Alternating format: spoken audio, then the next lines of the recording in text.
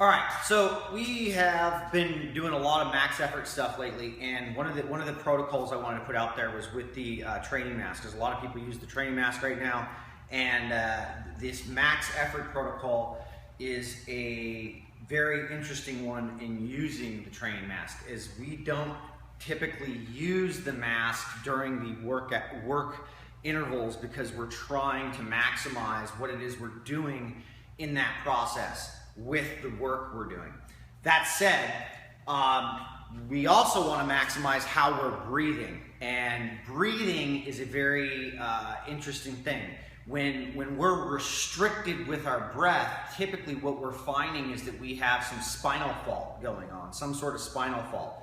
And by that, we'd be either an extension, overextension, right? Which puts that pelvis in the anterior pelvic tilt, and it becomes very difficult to draw in, as you can see, a breath as I'm overextended, versus if I'm in position,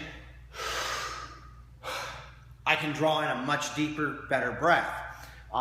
Flexion, being tucked under, this would be something pretty difficult for a runner, but something very apparent on cyclists or rowers or paddlers, where I am tucked under, I'm in flexion, and I'm banging into that wall again, and then if I straighten that out, and if I get into a position like I were on the bike versus tucked under, I'm just really screwed in that position. So if I apply the mask,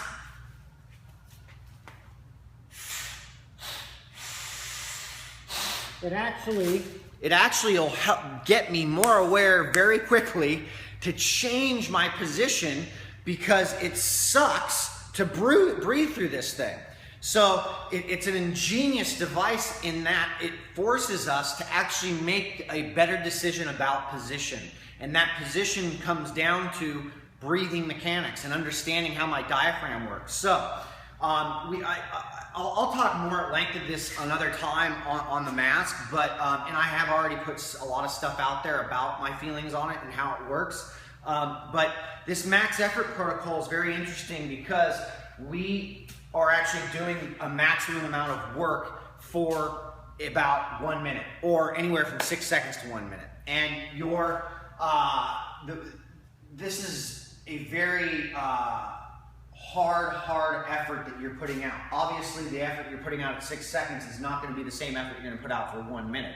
So the idea is that you choose wisely. That doesn't mean that you just need to do 6 second all-out intervals if you don't know what is best for you. It actually kind of is the reverse. I would maybe start for the more novice at the 1 minute, and this becomes a repeated effort, and you'll find out very quickly, based on the recovery that you use, how many you're going to actually do. Because when the distance or the calories or the wattage, the average, or whatever the work ends up falling off, we're done.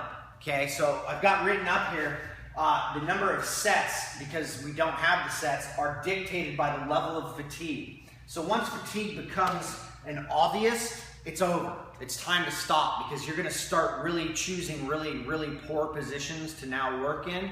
And we're already trying to maximize that by using this mask. But yet, so here's the kicker, is that the rest is on a 1 to 3 work to rest, or between anywhere from 1 to 3 to 1 to 6. So 6 times or to 3 times the rest. That said, you could also use heart rate, which is something we've used in the past and I still use today. A lot of people like to use that 120 heart rate marker for recovery. I think for things like this, it's actually should be a little bit lower, and that's going to take some considerable amount of time to get to. But the fitter you are, the quicker that heart rate drops. Okay?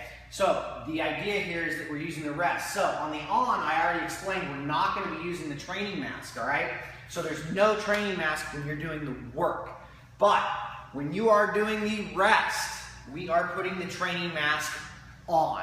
And this is where it gets really interesting, because you're going to start huffing and puffing really quickly, just trying to get air and there's not going to be enough air in the room, and then you're going to have to throw this thing on.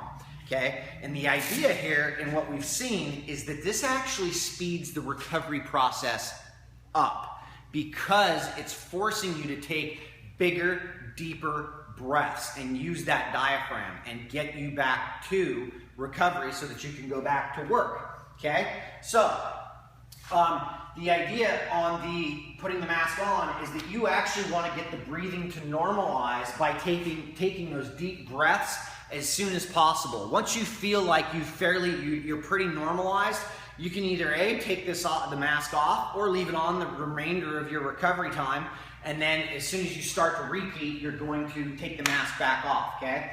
So, these are big things here, all right? So, to understand, with the intensity of work, okay, this is maximum effort you can put out in 6 seconds. This is maximum effort you can put out in 1 minute. Anywhere in between there should be fine, or on those numbers. And those are different for everybody, okay? Especially with the intensities and varying that. That said, we have 4 different levels here with using this. And I would, if you have not used this or you're new to using the mask, let's start at level 1. And level 1 is anywhere on the 3,000 to 6,000 foot range with this mask, indicating this is what it would be like kind of in a restricted environment, in this restricted air environment, what it's like to breathe at 3,000 to 6,000 feet, which isn't going to be too bad, okay? But it'll allow you to get the understanding of what it is we're doing. The level 2 would be 9,000 to 12,000 feet. So you have, there's a manual that comes with the mask. It tells you how to switch the everything out and get the restrictions changed. The level 3 is 15,000 feet, and level 4 would be 18,000 feet, which I am set up on 15 right now, I think. Yep, I'm set up on 15. So I've got 2 openings right here, and I've got this side shut off, which is 15,000 feet. So it starts to become no real joke at about 15,000 feet when you have really pushed yourself really hard, and you really will need to start to learn to breathe correctly. And when we're breathing correctly, we know we're in a better position, okay? So to finish this off with your warm-up, start 10 minutes easy with this thing, no mask, then you're gonna go into 10 times, and I put this out before, 10 rounds of 20 seconds on, 40 seconds easy with the training mask on. We want to get that respiratory system really warmed up, not just by going easy, but going a little bit harder here. So we're going to go hard on 20 seconds, easy on 40 seconds. Cool down, just take the mask off, go for a walk, go for an easy ride, whatever you got to do. Then mobility, here's the other interesting play here. Do mobility after this, especially where you feel like you're bound up or tied down, okay? Find places where breathing is restricted and use the training mask to get into a better mechanical position to take deep breaths, all right? That's what this thing is brilliant for, especially with the mobility, is because when you find restricted space where you can't breathe when you're trying to mobilize something, that's because you're creating a fault of some sort, and we want to fix that. So that's what this is going to be used for, to find those positions while you're doing your mobility, spend 10 minutes with it, and open yourself back up. Enjoy the process. Let us know how you do.